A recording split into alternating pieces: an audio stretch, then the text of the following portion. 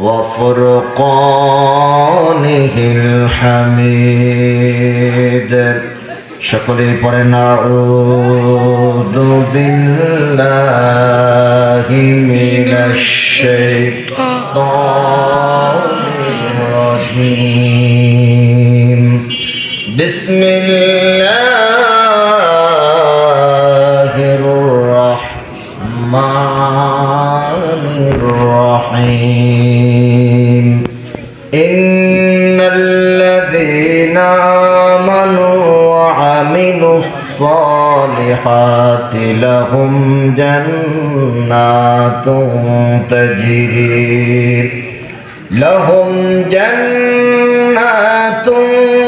تجري من تحتها الأنهار ذلك الفوز الكبير وقال أيضا في شان حبيبه مخبرا وآمرا إن الله وملائكته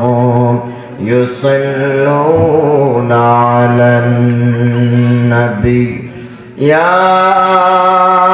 أيها الذين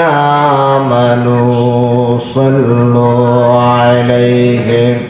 وسلموا تسليما اللهم صل على سيدنا مولانا محمد وعلى آل سيدنا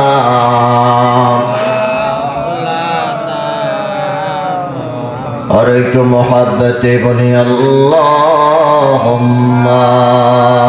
صلی علی سیدنا مولانا محمد وعلى آل سیدنا مولانا ওড়ে যাও রে বাংলার ওড়ে যাও রে মদিনায় এ গোলামদের সালাম দিও হাবিবের পাক রওয়াজায় আল্লাহুম্মা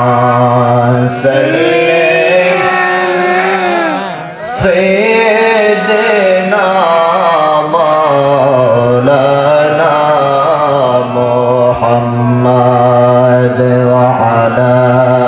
آل سيدنا مولانا الله الله الله لا إله إلا الله الله لا إله গুনাহগারের গুনাহগারের দরুদে আপনার গুনাহগারের গুনাহগারের দরুদে আপনার দয়া করে তরাইবেন দয়া করে তরাইবেন উম্মত গুনাহগার নবীজি আল্লাহ আল্লাহ লা ইলাহা ইল্লাল্লাহ আল্লাহ আল্লাহ লা ইলাহা আপন আপনাকে দেখলে নবী গো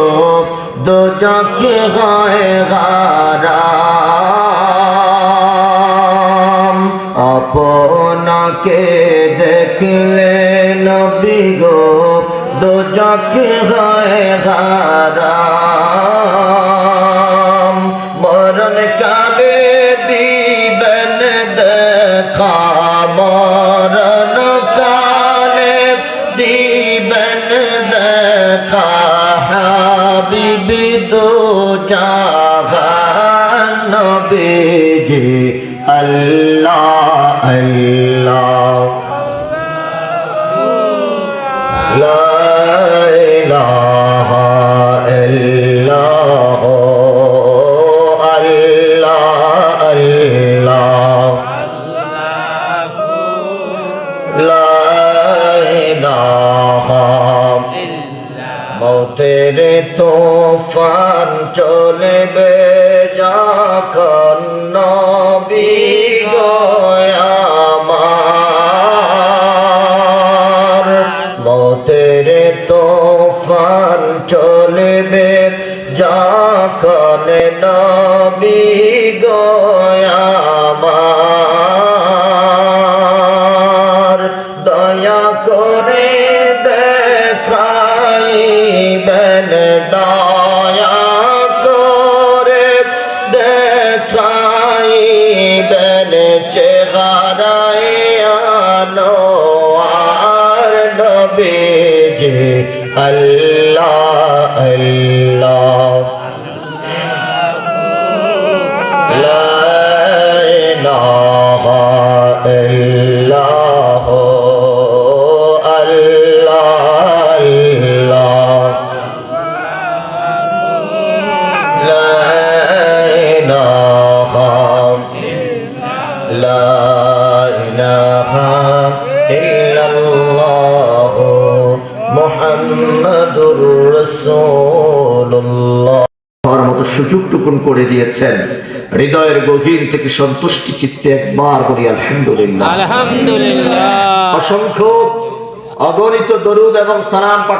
পাঠাবো নবী পাক নবী মুহাম্মদুর রাসূলুল্লাহ সাল্লাল্লাহু আলাইহি ওয়াসাল্লামের রওজায়ে আতহারে যার উসিলায় এই পৃথিবীতে আমরা আসতে পেরেছি আল্লাহকে রব হিসেবে চিনতে পেরেছি আল্লাহর পক্ষ থেকে অসংখ্য অগণিত নিয়ামত রাজি পেয়েছি পাচ্ছি এবং পাবো সেই নবীর উম্মত হতে পেরে আমরা খুশি না বেজার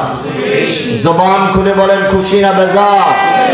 কলিজা থেকে আরেকবার কালিমাতুশ শুকর আদায় করে বলেন আলহামদুলিল্লাহ আলহামদুলিল্লাহ বলেন আল্লাহু আকবার আল্লাহু আকবার আমার বন্ধুরা সূরা বুরুজ থেকে আমি একখানা আয়াতে কারিমা তেলাওয়াত করেছি এর উপরে সংক্ষিপ্ত পরিসরে কিছু কথা বলে আপনাদের কাছ থেকে বিদায় নেব আল্লাহ আমাকে বলার প্রত্যেককে শোনার এবং আমল করার মতো তৌফিক দান করুন জোরে বলেন আমিন আরো জোরে বলেন আমিন আমিন আল্লাহ বলতেছেন ইন্নাল্লাযীনা আমানু ওয়া আমিলুস সালিহাতি লাহুম জান্নাতুন তাজরি মিন তাহতিহাল আনহার নিশ্চয় যারা ঈমান আনবে ঈমান আনার পরে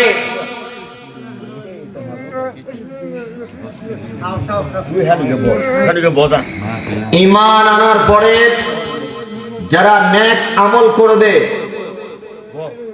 তাদের জন্য লাহুম জান্নাতুন তাজরি মিন তাহতিহাল আনহার তাদের জন্য এমন জান্নাত আমি আল্লাহ প্রস্তুত করে রেখেছি যার তলদেশে ঝর্ণা ধারা প্রবাহিত সুবহানাল্লাহ বলেন আরো জোরে বলেন সুবহানাল্লাহ কথাটা কার আল্লাহ একটু জবান খুলে বলেন কথাটা কার মাহফিলটা ছোট্ট মানুষ অল্প আপনারা যদি ভালোবাসাটা 100% দেন আমার ভিতর থেকে কথা আসবে কথা বুঝেন নাই স্বাভাবিক এত অল্প মানুষের সামনে কথা বলে মানে অভ্যস্ত না এরপরেও যদি আপনারা ভালোবাসাটা একটু বেশি দেন তাহলে ভিতর থেকে আসবে না হয় আসবে না আল্লাহ আমাদেরকে কবুল করুক আমিন বলেন আমিন কথাটা কার আল্লাহ জোরে বলেন কথাটা কার আল্লাহ কি বললেন আমিন আগে ঈমানটা শর্ত ঈমান আনার পরে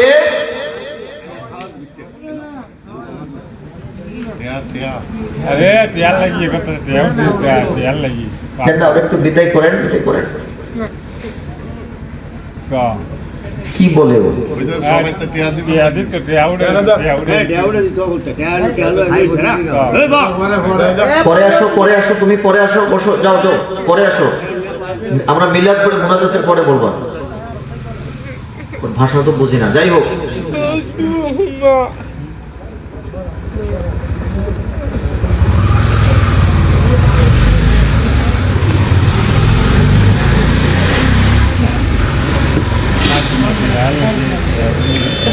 আমার বন্ধুরা, আমার বাবারা, আল্লাহ বলতেছেন ইন্নাল্লাযীনা আমানু, ঈমান আনার পরে তোমার প্রতি দায়িত্ব হলো নেক আমল করা, হালাল জীবন যাপন করা। এই দুইটা কাজ যদি আমরা করতে পারি, আল্লাহর পক্ষ থেকে ডিক্লার, আল্লাহর পক্ষ থেকে ঘোষণা হলো এই যে আমি তোমাদের জন্য জান্নাত রেডি করে রেখেছি। সুবহানাল্লাহ। আল্লাহকে যদি প্রশ্ন করি, আল্লাহ ঈমানও আনলাম, নেক আমলও করলাম, এদিকে আসো, এদিকে আসো, এদিকে এদিকে কিছু দিয়া বিদায় করে না না, সবার আমি তোমার সবার পক্ষ থেকে আমি দিয়ে দিলাম, চলে যাবো, ঠিক আছে? হ্যাঁ, যাও, একবারে সোজা বাইরে যাও, যাও যাও যাও।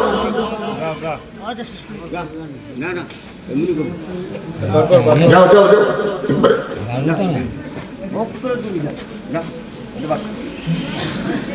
আমার বন্ধুরা, আমার বাবারা, আল্লাহকে যদি প্রশ্ন করি, আল্লাহ ঈমানও আনলাম, নেক আমলও করলাম, আমাদেরকে তুমি জান্নাত দিবা, তুমি ওয়াদা দিয়েছো। হ্যাঁ, আল্লাহ বলবেন যে হ্যাঁ আমি ওয়াদা দিয়েছি তোমাদেরকে জান্নাত দিব, জান্নাত তো আমি তোমাদের জন্য বানাইছি। সুবহানাল্লাহ বলেন না? রব্বি কারীম ডাক দিয়ে বলে, বান্দা উইদ্দাত লিল মুত্তাকিন, এরে বান্দা, ঈমানওয়ালা মুত্তাকি বান্দাদের জন্য আমি জান্নাত বানাইছি। আমি আল্লাহ জান্নাতের মধ্যে ঈমানওয়ালা মানুষদের ছাড়া অন্য কোন ধর্মের লোকদেরকে আমি এলাও করব না। চিল্লায়া কোন সুবহানাল্লাহ। এই জান্নাতের মধ্যে শুধুমাত্র ঈমানওয়ালা মানুষ ঢুকতে পারবে, কোন কাফির, মুশরিক, ইহুদি, খ্রিস্টান কেউ ঢুকতে পারবে না। এরে দুনিয়ার মুসলমান, আমি বলতে চাই, দুনিয়ার জিন্দেগিতে থাকার জন্য আমার একটা নির্ধারিত আবাসস্থল আছে, আমার একটা নির্ধারিত বাসস্থান আছে, আমার নির্ধারিত একটা ঘর আছে। কথা বলেন ঠিক কিনা? আল্লাহকে প্রশ্ন করলাম, আল্লাহ জানতে চাই জান্নাতের মধ্যে এমন কোন কামরাটা আমার জন্য সাজিয়ে রেখেছো।